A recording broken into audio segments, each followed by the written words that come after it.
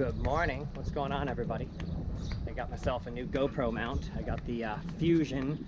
It's like a selfie stick and much cooler than my little shorty selfie stick because I get a lot more into the picture here. This thing extends to like 2 feet long. But there's definitely a correlation between the length of your selfie stick and how insane people think you are walking down the street filming yourself. So I've definitely upped my insanity game here because I look like a fruitcake walking down the street like this, but that's okay. Today I wanted to talk a little bit about conflict in the dog world. It's always going to be there because the dog world's opinion-based. And what I mean by that is there's lots of stuff that is completely acceptable, but people need to decide between how they want to raise and train their dog. And I think that's great. That's the way it should be. You should be allowed to decide what training tools you're going to use and what behaviors are acceptable and that sort of thing. So let's talk a little bit about like the differences. Retractable leashes, I would say terrible. Lots of people use them, and lots of people would say love it, my dog gets some freedom on the walk. I would say I prefer a dog walks in a structured heel. A lot of people don't care. Oh, that seems too firm for my dog, it's too structured. I want my dog to have a little bit of freedom and roam around. Great, no problem. I've said this before and I'll say it again. As long as your dog world doesn't collide with my dog world, then we have no problems.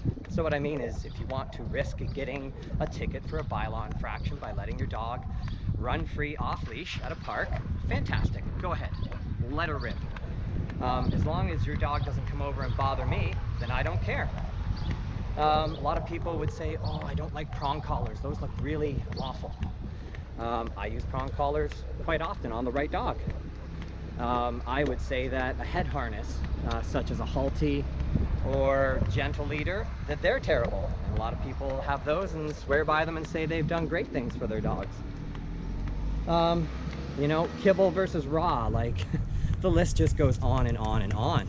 And I think it's very important that we all have the choice to use what kind of training tools we want to raise our dog and give our dogs the rules that we decide are okay for our house. I would say jumping on people, terrible behavior. But I've had clients in the past that say, no, all our friends and family love it. We call it a hug, and we say hugs, and the dog jumps up on us. Hey, go for it, man. Who cares? Barking's another one. I'm not a big fan of dogs barking constantly, but I did work with a lady, years ago in the first year of my business that lived on her own out in the country. And while I'm trying to do this consultation, the dog's just barking and barking, and I'm, finally I just say, is that doesn't bother you? And she says, oh my goodness, no, I live out here all by myself. My neighbors aren't very close, and this makes me feel very safe that he barks at basically anything on the property. Okay, so barking's not a problem for her, even though for a lot of us, barking would be a problem.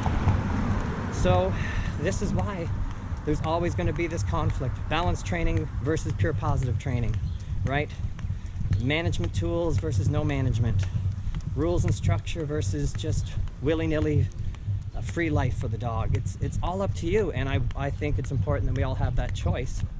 But that choice is what leads to all this conflict and all this arguing in dog training, because we don't all agree, and that's okay. We don't have to agree. We just need to respect everybody else's decisions. You know what I mean? All right, guys, have a great day. Get out there, hang out with your dogs, have some fun, and enjoy them.